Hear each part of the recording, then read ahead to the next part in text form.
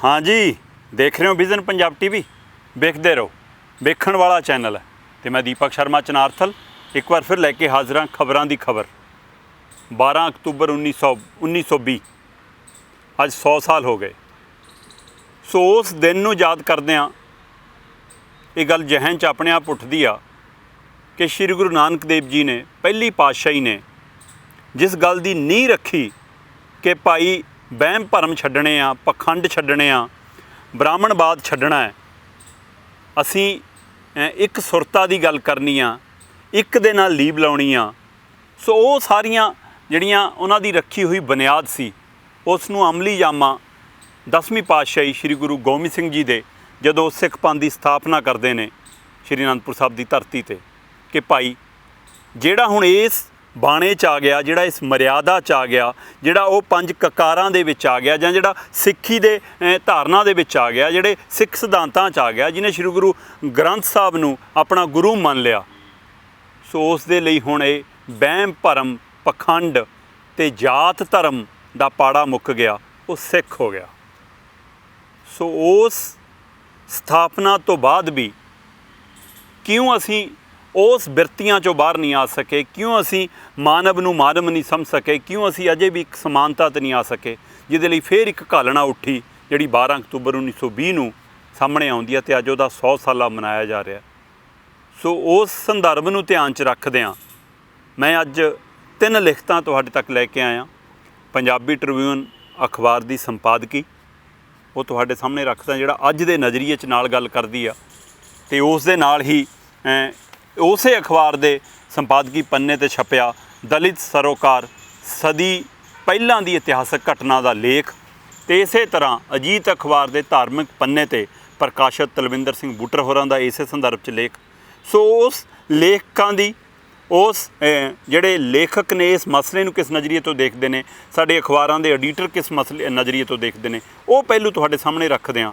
मैं भी इस मंच तो इस टीवी चैनल राहीं इस विजन पंजाब राहीं अपील करना चाहुंदे हां कि सांझीवालता की जिहड़ी अपील आ, जिहड़ा एक सारता की एक सुरता की गल आ, वो अपनाउण की लोड़ आ। सो उस हवाले नाल लो सब तो पहलां पंजाबी ट्रिब्यून की अज छपी संपादकी जिहदे उत्ते अज दा विचार छपदा वो डॉक्टर भीम राव अंबेडकर कहंदे जात प्रथा नूं जन्म देण वालियां धार्मिक मनौतां खत्म कीते बगैर ये जाल टुट नहीं सकदा। सो भीम राव अंबेडकर होरां दे इस विचार दे थल्ले संपादकी छपदी अज दा दिन। 100 साल पहलां अज दे दिन पंजाब दे इतिहास विच इतिहासक घटना वापरी जिस नाल उस वेले श्री दरबार साहब उत्ते काबज पुजारियां ते महंतां वल्लों दरबार साहब विच दलित सिखां नाल कीता जांदा वितकरा दूर किया गया।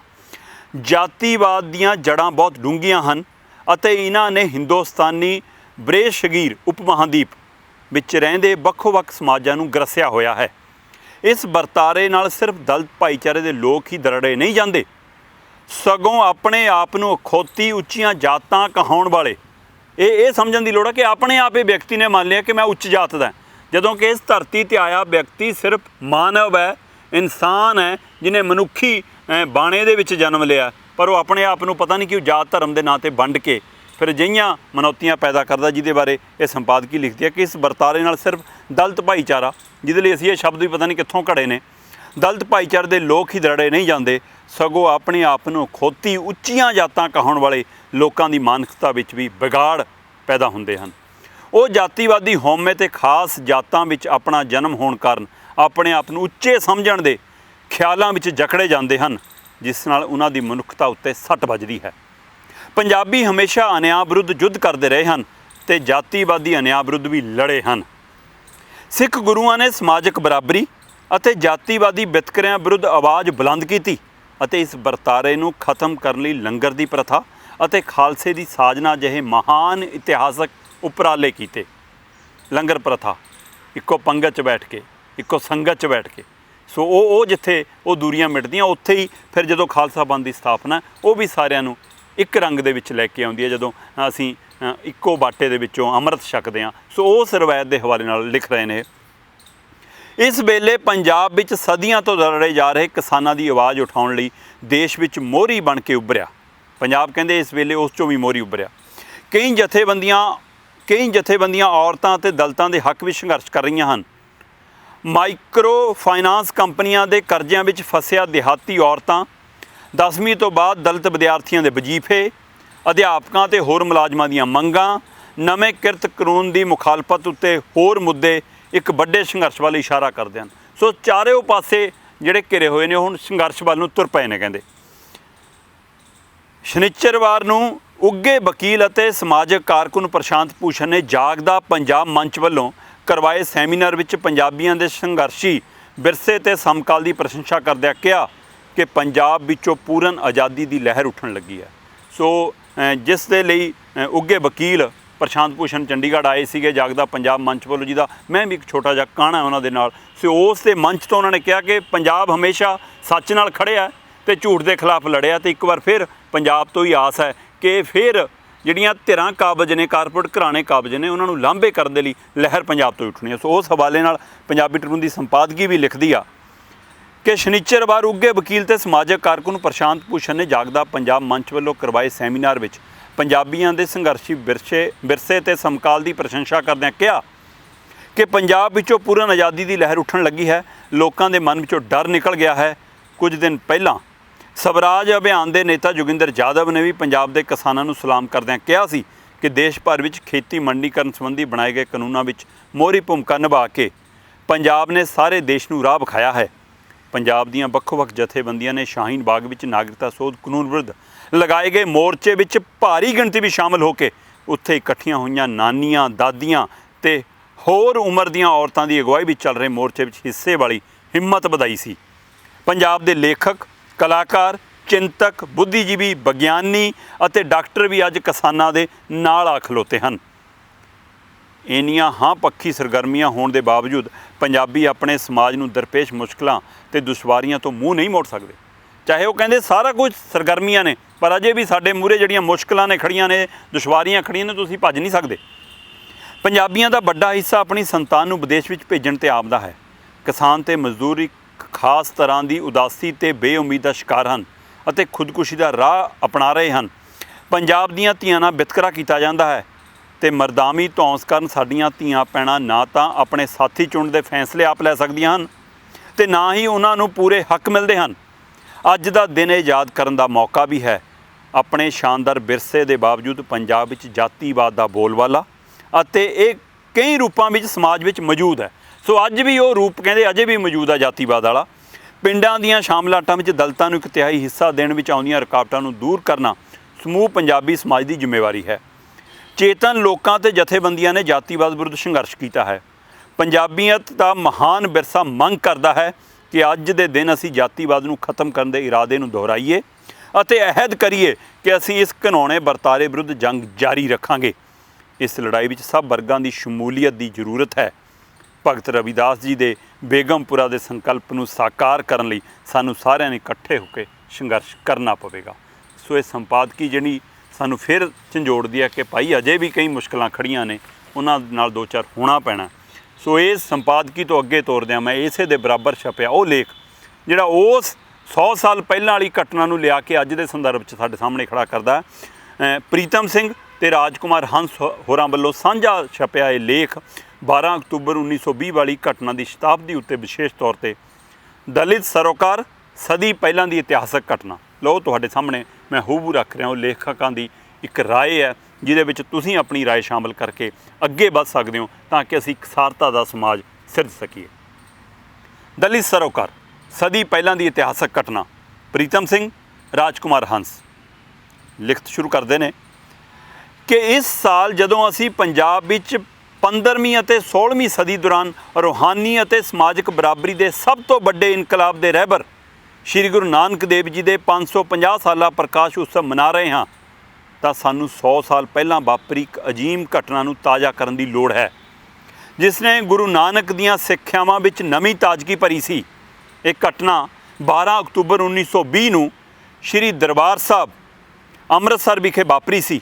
ਹਾਲਾਂਕਿ ਪੂਰੀ ਤਰ੍ਹਾਂ ਸਪਸ਼ਟ ਨਹੀਂ ਕਿ ਪ੍ਰਥਾ ਕਿਵੇਂ ਸ਼ੁਰੂ ਹੋਈ ਸੀ, ਪਰ ਕਿਵੇਂ ਨਾ ਕਿਵੇਂ ਸਥਾਪਿਤ ਹੋ ਗਈ ਕਿ ਨਵੀਆਂ ਜਾਤੀਆਂ ਦੇ ਲੋਕ ਜਿਨ੍ਹਾਂ ਨੂੰ ਅੱਜ ਅਸੀਂ ਦਲਿਤ ਆਖ ਰਹੇ ਹਾਂ ਨੂੰ ਦਰਬਾਰ ਸਾਹਿਬ ਵਿੱਚ ਕੜਾਹ ਪ੍ਰਸ਼ਾਦ ਦੀ ਦੇਗ ਲੈ ਕੇ ਮੱਥਾ ਟੇਕਣ ਦੀ ਆਗਿਆ ਨਹੀਂ ਦਿੱਤੀ ਜਾਂਦੀ। ਸੋ ਕਹਿੰਦੇ ਕਿ ਕਿੱਥੋਂ, ਮਤਲਬ ਕਿ ਆਪਣੇ ਆਪ 'ਚ ਨੇ ਨੀਵੀਆਂ ਜਾਤੀਆਂ ਦਾ ਸ਼ਬਦ ਕਿੱਥੋਂ ਆਇਆ, ਦਲਿਤ ਸ਼ਬਦ ਕਿੱਥੋਂ ਆ ਗਿਆ ਹੈ, ਇਹ ਅਸੀਂ ਕਿਵੇਂ ਵੰਡ ਲਿਆ, ਸਾਰਾ ਵਰਗੀਕਰਨ ਕਿਵੇਂ ਕਰ ਲਿਆ। ਸੋ ਉਸ ਗੱਲ ਨੂੰ ਲਿਖਦੇ ਉਹ ਕਹਿੰਦੇ ਨੇ ਕਿ ਅਸੀਂ ਦਲਿਤ ਆਖਦੇ ਹਾਂ ਨੂੰ ਦਰਬਾਰ ਸਾਹਿਬ ਵਿੱਚ ਕੜਾਹ ਪ੍ਰਸ਼ਾਦ ਦੀ ਦੇਗ ਲੈ ਕੇ ਮੱਥਾ ਟੇਕਣ ਦੀ ਆਗਿਆ ਨਹੀਂ ਦਿੱਤੀ ਜਾਂਦੀ ਸੀ। ਅੱਜ ਇਸ ਗੱਲ ਤੇ ਯਕੀਨ ਨਹੀਂ ਆਉਂਦਾ, ਪਰ ਇਹ ਪ੍ਰਥਾ ਕਈ ਦਹਾਕਿਆਂ ਤੱਕ ਜਾਰੀ ਰਹੀ। ਮਤਲਬ ਸਿੱਖ ਪੰਥ ਦੀ ਸਥਾਪਨਾ ਤੋਂ ਬਾਅਦ ਵੀ ਜੇਕਰ ਅਜਿਹਾ ਦਿਨ ਦੇਖਣਾ ਪਿਆ ਤਾਂ ਇਹ ਯਕੀਨ ਨਹੀਂ ਆਉਂਦਾ। ਜਦੋਂ ਅਸੀਂ ਅੱਜ ਦੇ ਦੌਰ ਦੇ ਨੌਜਵਾਨਾਂ ਨੇ ਇਹ ਦੌਰ ਪੜ੍ਹਿਆ ਤਾਂ ਸਾਨੂੰ ਵੀ ਲੱਗਿਆ ਕਿ ਇਹ ਵੀ ਦਿਨ ਸੀਗੇ। ਸੋ ਇਹਦਾ ਮਤਲਬ ਕਿਤੇ ਨਾ ਕਿਤੇ ਗੁਰੂ ਘਰਾਂ 'ਤੇ ਵੀ ਕਿਵੇਂ ਬਾਹਮਣਵਾਦ ਦੀਆਂ ਪਰਤਾਂ ਹਾਵੀ ਸੀ।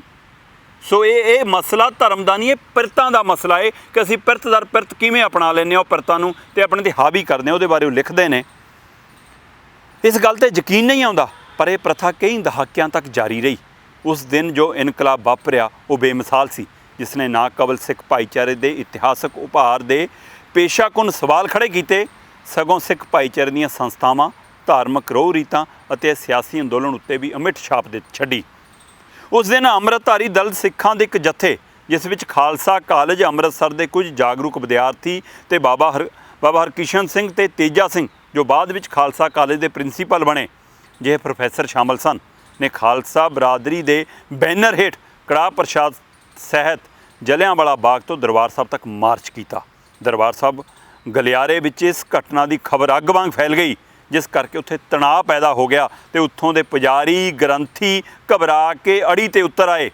ਜਦੋਂ ਖਾਲਸਾ ਬਰਾਦਰੀ ਦੇ 2 ਪ੍ਰੋਫੈਸਰਾਂ ਨੇ ਪੁਜਾਰੀਆਂ ਨੂੰ ਕੜਾਹ ਪ੍ਰਸ਼ਾਦ ਸਵੀਕਾਰ ਨਾ ਕਰਨ 'ਤੇ ਸਿੱਖ ਧਰਮ ਦੇ ਅਸੂਲਾਂ ਦੀ ਖਿਲਾਫ ਵਰਜੀ ਕਰਾਰ ਦਿੱਤਾ, ਤਾਂ ਪੁਜਾਰੀ ਪ੍ਰੋਫੈਸਰਾਂ ਦੇ ਸਿੱਖ ਭਾਈਚਾਰੇ ਅੰਦਰ ਪੈਂਠ ਨੂੰ ਵੇਖਦਿਆਂ ਢਿੱਲੇ ਪੈ ਗਏ ਅਤੇ ਗੁਰੂ ਗ੍ਰੰਥ ਸਾਹਿਬ ਵਿੱਚੋਂ ਵਾਕ ਲੈਣ ਦੀ ਗੱਲ 'ਤੇ ਸਹਿਮਤ ਹੋ ਗਏ।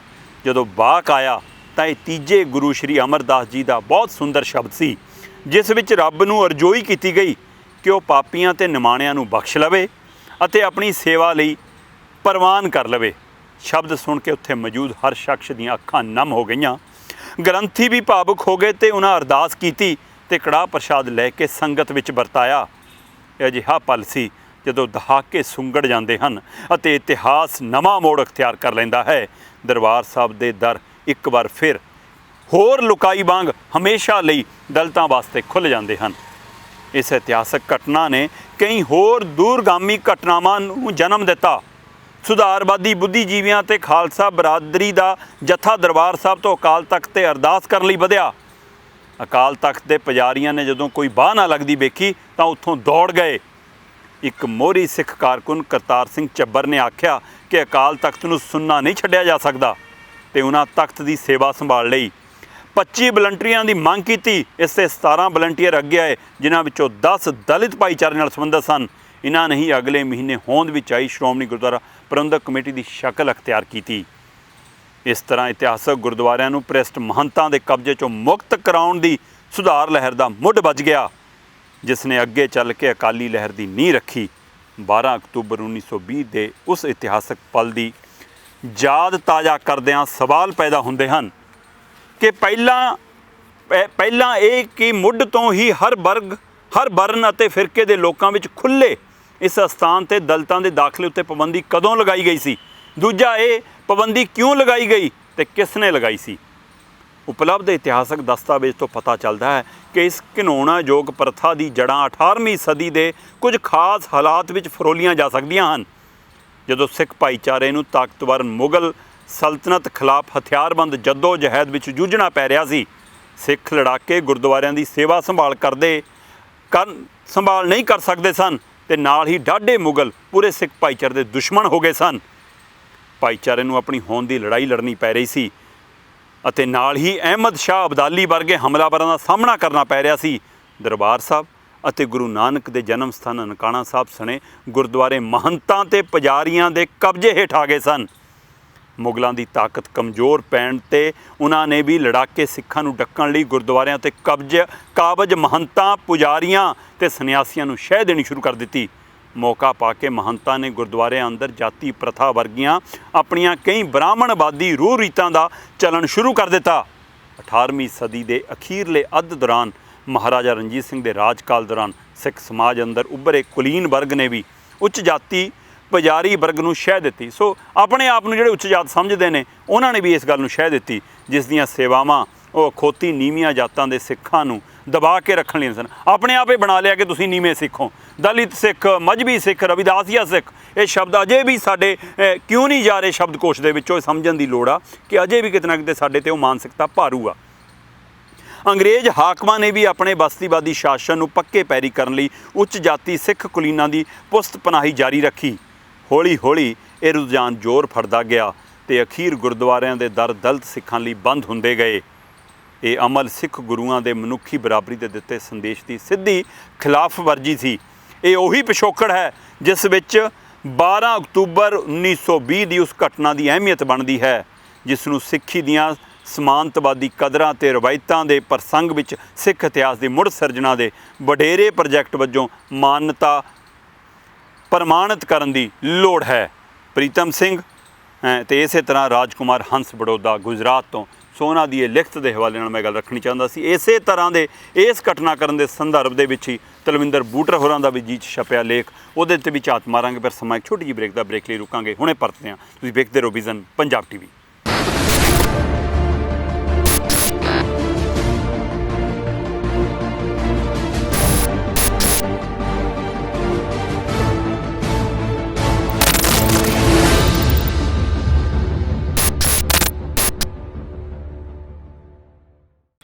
ਵਿਜ਼ਨ ਪੰਜਾਬ TV ਵੇਖ ਰਹੇ ਸਾਰੇ ਦਰਸ਼ਕਾਂ ਪ੍ਰੋਗਰਾਮ ਖਬਰਾਂ ਦੀ ਖਬਰ 'ਚ ਇੱਕ ਵਾਰ ਫਿਰ ਸਵਾਗਤ ਹੈ ਜੀ। ਲਓ, ਮੈਂ ਉਸ 100 ਸਾਲ ਪਹਿਲਾਂ ਵਾਪਰੀ ਘਟਨਾ ਦੇ ਹਵਾਲੇ ਨਾਲ ਕਿ ਉਸ ਘਟਨਾਕ੍ਰਮ ਦੇ ਸੰਦਰਭ ਦੇ ਵਿੱਚ ਅੱਜ ਦੇ ਦੌਰ ਦੇ ਵਿੱਚ ਆ ਕੇ ਲੇਖਕ ਕੀ ਲਿਖ ਰਹੇ ਨੇ, ਉਸੇ ਹਵਾਲੇ ਨਾਲ ਆਪਾਂ ਸੰਪਾਦਕੀ ਸਾਂਝੀ ਕੀਤੀ। ਉਸੇ ਹਵਾਲੇ ਨਾਲ ਆਪਾਂ ਇੱਕ ਲੇਖ ਅਤੇ ਉਸੇ ਹਵਾਲੇ ਨਾਲ ਇੱਕ ਅਗਲਾ ਲੇਖ ਤਲਵਿੰਦਰ ਬੂਟਰ ਹੋਰਾਂ ਦਾ ਜਿਹੜਾ ਅਜੀਤ ਦੇ ਅਖਬਾਰ ਛਪਿਆ, ਮੈਂ ਉਹ ਤੁਹਾਡੇ ਸਾਹਮਣੇ ਰੱਖ ਰਿਹਾ। ਜਦੋਂ ਸਿੱਖ ਪੰਥ ਨੇ ਜਾਤ ਪਾਤ ਦੇ ਬੰਧਨ ਤੋੜਨ ਲਈ ਪਹਿਲ ਕੀਤੀ। 20ਵੀਂ ਸਦੀ ਦੀ ਸ਼ੁਰੂਆਤ ਦੌਰਾਨ ਸਿੰਘ ਸਭਾ ਲਹਿਰ, ਅਕਾਲੀ ਲਹਿਰ ਅਤੇ ਗੁਰਦੁਆਰਾ ਸੁਧਾਰ ਲਹਿਰ ਸ਼ੁਰੂ ਹੋਈ। ਇਸ ਦੌਰਾਨ 10 ਤੋਂ 12 ਅਕਤੂਬਰ 1920 ਨੂੰ ਖਾਲਸਾ ਬਰਾਦਰੀ ਜਥੇਬੰਦੀ ਵੱਲੋਂ ਅੰਮ੍ਰਿਤਸਰ ਵਿਖੇ ਜਲਿਆਂਵਾਲੇ ਬਾਗ 'ਚ ਕਥਿਤ ਪਛੜੀਆਂ ਜਾਤਾਂ, ਕਥਿਤ ਤਾਂ ਹੀ ਕਹਿ ਕੇ ਅਸੀਂ ਉਹ ਨਾਂ ਦੇ ਦਿੱਤੇ, ਇਹ ਸਾਡੇ ਹੀ ਸਮਾਜ 'ਚ ਉਹਨਾਂ ਨੂੰ ਨਾਂ ਦਿੱਤੇ ਗਏ ਨੇ ਕਿ ਦਲਿਤ ਹੋ, ਪਿਛੜੇ ਹੋ, ਇਹ ਕਿੱਥੋਂ ਆਏ? ਨੀਵੀਂ ਜਾਤ, ਇਹ ਸ਼ਬਦ ਕਿੱਥੋਂ ਆਏ? ਇਹਨਾਂ ਨੂੰ ਬਾਹਰ ਕਰਨ ਦੀ ਲੋੜ ਹੈ ਅਤੇ ਮਾਨਵ ਨੂੰ ਮਾਨਵ ਸਮਝ ਕੇ। ਅਤੇ ਜਦੋਂ ਸਿੱਖ ਭਾਈਚਾਰੇ ਦੇ ਵਿੱਚ ਜਿਹੜਾ ਵਿਅਕਤੀ ਸ਼ਾਮਲ ਹੋ ਗਿਆ, ਉਹ ਸਾਰੇ ਹੀ ਬਰਾਬਰ ਨੇ। ਫਿਰ ਸਿੱਖ ਆਪਣੇ ਆਪ 'ਚ ਸੰਪੂਰਨ ਸ਼ਬਦ ਹੈ। ਤੋ ਇਸ ਲਈ ਉਸ ਹਵਾਲੇ ਨਾਲ ਤਲਵਿੰਦਰ ਬੂਟਰ ਲਿਖਦੇ ਨੇ ਕਿ ਜਲਿਆਂਵਾਲੇ ਬਾਗ 'ਚ ਕਥਿਤ ਪਛੜੀਆਂ ਜਾਤਾਂ ਦੇ ਸਿੱਖਾਂ ਦਾ ਇੱਕ ਵੱਡਾ ਇਕੱਠ ਬੁਲਾਇਆ ਗਿਆ। ਖਾਲਸਾ ਬਰਾਦਰੀ ਜਥੇਬੰਦੀ ਦੇ ਮੁਖੀ ਭਾਈ ਮਹਿਤਾਬ ਸਿੰਘ ਵੀਰ ਸਨ, ਜਿਨ੍ਹਾਂ ਦੇ ਪਿਤਾ ਭਾਈ ਲਖਬੀਰ ਸਿੰਘ ਗੁਰਮਤ ਤੋਂ ਪ੍ਰਭਾਵਿਤ ਹੋ ਕੇ ਮੌਲਵੀ ਕਰੀਮ ਬਖਸ਼ ਸਿੰਘ ਤੋਂ ਸਿੰਘ ਸੱਜ ਗਏ ਸਨ।